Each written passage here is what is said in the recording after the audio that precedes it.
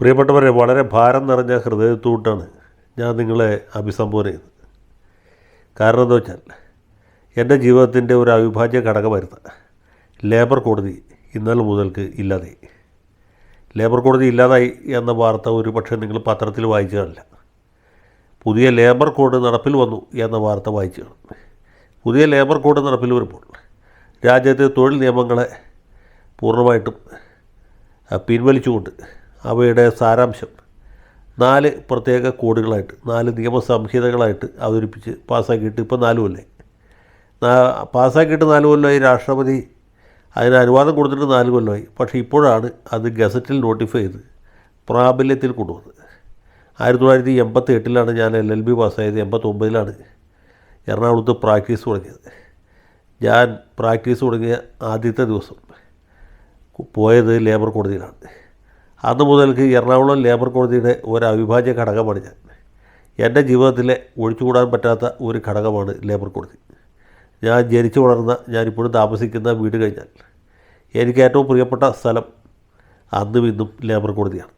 ആ ലേബർ കോടതി പുതിയ ഈ ഭേദഗതിയോടുകൂടി ഇല്ലാതായിരിക്കുന്നു എന്നുള്ളതാണ് എന്നെ സംബന്ധിച്ചിടത്തോളം ദുഃഖകരമായിട്ടുള്ള ഒരു വസ്തുത. കേസുകളൊക്കെ അവിടെ തന്നെ ഉണ്ട്. അത് കേൾക്കാനായിട്ട് ഇനി പുതിയ സംവിധാനത്തിലേക്ക് പോകേണ്ടതായിട്ട് വരും. അത് ഉണ്ടായി വരാനായിട്ട് ഒരു 5-6 മാസം എടുക്കും എങ്കിൽ പോലും.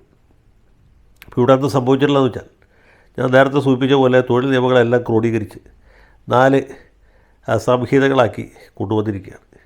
ഏറെക്കുറെ പഴയ വ്യവസ്ഥകളൊക്കെ തന്നെയാണ് പുതിയതിലുള്ളത്.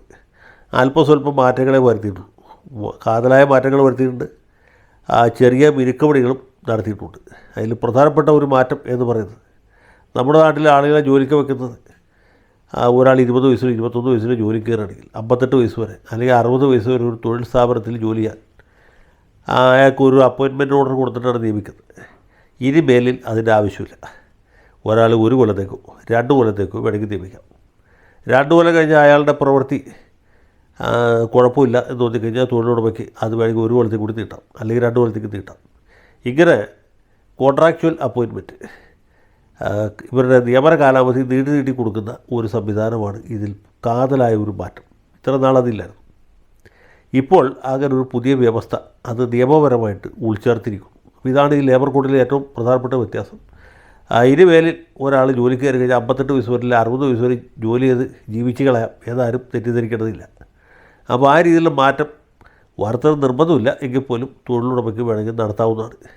അതിൻ്റെ അർത്ഥം ഒരാൾക്ക് ജോലി ചെയ്യാൻ ആരോഗ്യമുള്ളിടത്തോളം കാലം, ബുദ്ധിയുള്ളിടത്തോളം കാലം, ആ തൊഴിലുടമയ്ക്ക് അയാളുടെ സേവനം ഇഷ്ടപ്പെടുന്നിടത്തോളം കാലം മാത്രം ആളെ ജോലിക്ക് വെച്ചാൽ മതി, അല്ലെങ്കിൽ വീട്ടിൽ പറഞ്ഞു വിടാം.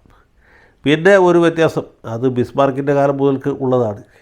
ഈ സ്ത്രീകളെ കൊണ്ട് രാത്രി കാലങ്ങളിൽ ജോലി ചെയ്യരുത് എന്നാണ് നമ്മുടെ ഫാക്ടറി നിയമത്തിലും മറ്റുമൊക്കെ പറഞ്ഞിട്ടുള്ളത്. അതിന് വലിയ ഒരു ഭേദഗതി വന്നിട്ട് സ്ത്രീകൾക്ക് താല്പര്യമുള്ള പക്ഷം രാത്രി കാലങ്ങളിൽ ജോലി ചെയ്യുന്നതിന് യാതൊരു തടസ്സവുമില്ല എന്നാണ് പറഞ്ഞത്.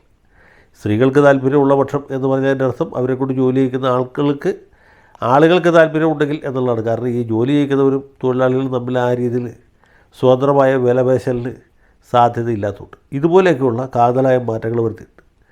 ഈ ലേബർ കോഡ് മുഴുവനായിട്ട് വായിച്ചു നോക്കിയാൽ നമ്മൾ കാണുന്നത് 4-5 സ്ഥലങ്ങളിൽ മാത്രമേ തൊഴിലുടമകൾക്ക് വലിയ സൗജന്യങ്ങൾ അനുവദിച്ചിട്ടുള്ളൂ.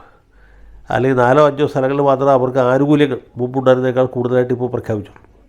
പക്ഷേ തൊഴിലാളികൾക്ക് ഒട്ടേറെ ക്ഷേമ പദ്ധതികളും ഒറ്റ കേൾവിയിൽ നമുക്കൊക്കെ രോമാഞ്ചം ഉണ്ടാകുന്ന രീതിയിലുള്ള പരിഷ്കാരങ്ങളും ഇതിനകത്ത് ഏർപ്പെടുത്തിയിട്ടുണ്ട്. ഞാനൊരു ഉദാഹരണം പറയാം. നമ്മുടെ നിലവിലുള്ള മെറ്റേണിറ്റി ബെനിഫിറ്റ് ആക്ട് അനുസരിച്ച് ഈ കുട്ടികളെ പ്രസവിക്കുന്ന സ്ത്രീകൾക്ക് പ്രസവ കാലാവധി അനുവദിക്കാനായിട്ട് വ്യവസ്ഥയുണ്ട്. ഇപ്പോൾ അത് കുട്ടികളെ ദത്തെടുക്കുന്ന തൊഴിലാളി സ്ത്രീകൾക്കും അനുവദനീയമായിട്ടുണ്ട് എന്നുള്ളതാണ്. ഇപ്പോൾ ഒരു കുട്ടികളില്ലാത്ത ദമ്പതികൾ കുട്ടിയെ ദത്തെടുക്കും. ആ കുഞ്ഞ് വീട്ടിലേക്ക് വരുമ്പോൾ ആ വീട്ടിലെ അന്തരീക്ഷവുമായിട്ട് യോജിച്ച് പോകുന്നതിന് കുറച്ച് സമയം എടുക്കുമല്ലോ. അത്ര ദിവസം ഈ അമ്മയ്ക്ക് കുഞ്ഞിൻ്റെ കൂടെ ചിലവഴിക്കാനുള്ള ഒരു അവധി ഈ പുതിയ ലേബർ കോഡിൽ അനുവദിച്ചിട്ടുണ്ട്. പക്ഷേ ഇതിൽ നമ്മൾ ആലോചിക്കുമ്പോൾ ഇങ്ങനെ ഒരു ആനുകൂല്യം എത്രയോ അപൂർവം ആളുകൾക്ക് മാത്രമേ കിട്ടുകയുള്ളൂ. നിങ്ങളുടെ അറിവിലോ പരിചയത്തിലോ കുഞ്ഞുങ്ങളില്ലാത്ത തൊഴിലാളി സ്ത്രീകൾ എത്ര പേരുണ്ട്? അതുപോലെയുള്ള ഒരു ആനുകൂല്യം അതിൽ തന്നെ ദത്തെടുക്കുന്നവർ എത്രയോ കുറവാണ്. അപ്പോൾ 10 ലക്ഷത്തിന് ഒരാൾക്കോ 15 ലക്ഷത്തിന് ഒരാൾക്കോ ആയിരിക്കും ഇതുപോലൊരു ആനുകൂല്യം കിട്ടുക. പക്ഷേ ഈ വ്യവസ്ഥ വായിച്ചാൽ നമുക്കൊക്കെ രോമാഞ്ചം ഉണ്ടാവും, കോരിത്തരിപ്പുണ്ടാവും. അപ്പോൾ ഇതുപോലെ തൊഴിലാളികളെ സംബന്ധിച്ചിടത്തോളം ഇതിൽ നിന്ന് കിട്ടാനുള്ള ആനുകൂല്യങ്ങളൊക്കെ ഏതാണ്ട് ചാവുകടലിൽ വിരിഞ്ഞ പുഷ്പം പോലെ ആയിരിക്കും. അത് വളരെ വളരെ വിദൂരമായിരിക്കും, കിട്ടുന്നവർ വളരെ കുറവായിരിക്കും. പക്ഷേ മുതലാളിമാർക്ക് വേണ്ടി അനുഭവിച്ചിട്ടുള്ള ഈ ആനുകൂല്യങ്ങൾ എന്ന് പറയുന്നത് യഥാതഥമായിട്ടുള്ളവയാണ്. അവ കൃത്യമായിട്ട് നടപ്പാക്കി കഴിഞ്ഞാൽ രാജ്യത്തെ തൊഴിലാളി വർഗത്തിൻ്റെ കട പറഞ്ഞു പോകും. അടിവേര് അറുക്കുന്ന മാറ്റങ്ങളാണ്. പിന്നെ ഏത് നിയമത്തെ സംബന്ധിച്ചിടത്തോളം നമ്മൾ ഈ ഘട്ടത്തിൽ, അത് പാർലമെൻറ്റ് പാസ്സാക്കുന്ന ഘട്ടത്തിൽ ഒരു പ്രവചനം നടത്തുന്നതിൽ അർത്ഥമില്ല. പലപ്പോഴും അങ്ങേയറ്റം തൊഴിലാളി വിരുദ്ധമാണ് എന്ന് തോന്നുന്ന വ്യവസ്ഥകൾ 5-10 കൊല്ലം കഴിഞ്ഞ് സുപ്രീം കോടതി അല്ലെങ്കിൽ ഹൈക്കോടതികൾ വിശദീകരിച്ച് വ്യാഖ്യാനിച്ച് വരുമ്പോൾ തൊഴിലാളികൾക്ക് അനുകൂലമാകുകയും മുതലാളിമാർക്ക് എതിരാണ് എന്ന് വിചാരിക്കുന്ന വ്യവസ്ഥകൾ പിൽക്കാലത്ത് മുതലാളിമാർക്ക് അനുകൂലമായിട്ട് ഗുണകരമായിട്ട് മാറുകയും ചെയ്യുന്ന ഒരുപാട് അനുഭവം ഉണ്ടായിട്ടുണ്ട്. അത് ഈ നിയമത്തിൽ മാത്രമല്ല, ഇന്ത്യ രാജ്യത്ത് പാസ്സാക്കിയ മിക്കവാറും നിയമങ്ങളിലും ഇങ്ങനെ ഒരു വിപര്യായം കാണാറുണ്ട്. അതുകൊണ്ട് ഈ ഘട്ടത്തിൽ നിയമത്തിൻ്റെ സാധുതയെക്കുറിച്ചോ അതിലെ വ്യവസ്ഥകളുടെ സാങ്കത്യത്തെക്കുറിച്ചോ ഒരു പ്രവചനം നടത്തുന്നത് ശരിയല്ല. പക്ഷേ പുതിയ ലേബർ കോഡിന് വലിയ പരീക്ഷണമാണ്. അത് എന്തുമാത്രം വിജയിക്കും, അതുകൊണ്ട് തൊഴിലാളികൾക്ക് എന്തുമാത്രം പ്രയോജനം ഉണ്ടാവും, മുതലാളിമാർക്ക് എന്ത് വിശേഷം ഉണ്ടാവും, അല്ലെങ്കിൽ രാജ്യത്ത് നിലനിൽക്കുന്ന തൊഴിൽ സംസ്കാരത്തെ ഗുണകരമായിട്ട് ഇതിന് ഏതെങ്കിലും മാറ്റാൻ പറ്റും എന്നുള്ള കാര്യത്തെക്കുറിച്ചൊന്നും ഈ ഘട്ടത്തിൽ ഒരു അഭിപ്രായം പറയുന്നത് ശരിയല്ല. അതൊക്കെ പണ്ട് കാർന്നോന്മാർ പറഞ്ഞ പോലെ പായസത്തിൻ്റെ ഗുണം അത് കുടിച്ചു നോക്കിയാലേ അറിയാൻ പറ്റുള്ളൂ. അതുവരെ കാത്തിരിക്കാൻ നിവൃത്തിയുള്ളൂ. ഏതായാലും ലേബർ കോടതി ഇല്ലാതായി എന്നുള്ളത് വ്യക്തിപരമായ എന്നെ സംബന്ധിച്ചുള്ള ഒരു വലിയ നഷ്ടമാണ്. ഒരു വലിയ ശൂന്യത അനുഭവപ്പെടുന്നുണ്ട്. എനിക്ക് മാത്രമല്ല, എന്നെപ്പോലെ ഈ ലേബർ സൈഡിൽ പ്രാക്ടീസ് ചെയ്യുന്ന മിക്കവാറും വക്കീലന്മാർക്കൊക്കെ ഇതേ വികാരമുണ്ട്. കഴിഞ്ഞ ദിവസം പലരും വിളിച്ച് സംസാരിച്ചു. എല്ലാവർക്കും ഈ ലേബർ കോടതി എന്നൊരു വലിയ നൊസ്റ്റാൾജിയ നിലനിൽക്കുകയാണ്. അത് നാളെ മുതൽക്കില്ല. ഇനി നമ്മൾ പുതിയ ഒരു കളത്തിൽ പുതിയ കളികൾ ആരംഭിക്കേണ്ടതായിട്ടിരിക്കുന്നു എന്നൊരു തോന്നലാണ് ഉണ്ടായിട്ടുള്ളത്. അപ്പോൾ ഞങ്ങളോടൊപ്പം ലേബർ കോടതിയിൽ പ്രാക്ടീസ് ചെയ്യുന്നവരും മൺമറഞ്ഞു പോയവരുമായ ഒരുപാട് അഭിഭാഷകരുണ്ട്. അഡ്വക്കേറ്റ് പത്രോസ് മത്തായി, അല്ലെങ്കിൽ PF തോമസ്, അതുമല്ലെങ്കിൽ KVR ഷേണായി, ജനാർദ്ദന കുറുപ്പ്, അങ്ങനെ ഒരുപാട് പേരുണ്ടായിരുന്നു. ഇവർ മിക്കവരുമൊക്കെ മരിച്ചുപോയി. പിന്നെ പാറ്റ്ന ഹൈക്കോടതിയിൽ ചീഫ് ജസ്റ്റിസായിട്ട് വിരമിച്ച പ്രിയപ്പെട്ട ശ്രീ ജസ്റ്റിസ് JB കോശി, എൻ്റെ സീനിയറായിരുന്ന കേരള ഹൈക്കോടതി ജഡ്ജിയായിരുന്ന M രാമേന്ദ്രൻ, ഇങ്ങനെ ഒരുപാട് പേര് ഈ ലേബർ കോടതിയിൽ നിന്ന് ഉയർന്നു വന്ന താരങ്ങളാണ്. ഈ ലേബർ കോടതി വക്കീലന്മാരുടെ ഒരു പ്രത്യേകത, എറണാകുളം ലേബർ കോടതി കൊണ്ടോ അല്ലെങ്കിൽ ആലപ്പുഴ ഇൻഡസ്ട്രിയൽ ട്രിബ്യൂണൽ കൊണ്ടോ നമുക്ക് നിർത്താൻ പറ്റുകയില്ല. കേരളത്തിലെമ്പാടും യാത്ര ചെയ്ത് കേസ് നടത്തുന്നവരാണ്, ട്രാവലിംഗ് ലോയേഴ്സാണ്. കൊല്ലം മുതൽക്ക് കോഴിക്കോട് വരെ വിവിധ കോടതികളിൽ പോയി കേസ് നടത്തുന്നവരാണ്, നടത്തിക്കൊണ്ടിരിക്കുന്നവരാണ്.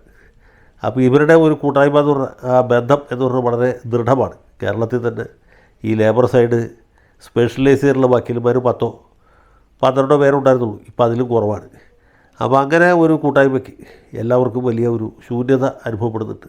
നാളെ മുതൽക്ക് ലേബർ കോട്ടില്ല, ഈ തിങ്കളാഴ്ച മുതൽക്ക് നമുക്ക് ലേബർ കോട്ടില്ല എന്നൊരു തോന്നൽ, അതൊരു ശൂന്യതയായിട്ട് നിലനിൽക്കുന്നു. ഏതായാലും പുതിയ ലേബർ കോഡ് വിജയകരമായ രീതിയിൽ നടപ്പാകട്ടെ. അതുകൊണ്ട് തൊഴിലാളികളുടെ അവകാശങ്ങളും മുതലാളിമാരുടെ ആനുകൂല്യങ്ങളും രണ്ടും അത് സമഞ്ജസമായ രീതിയിൽ മുന്നോട്ട് കൊണ്ടുപോകാൻ കഴിയട്ടെ എന്ന് മാത്രം ഈ ഘട്ടത്തിൽ ആശംസിക്കുന്നു.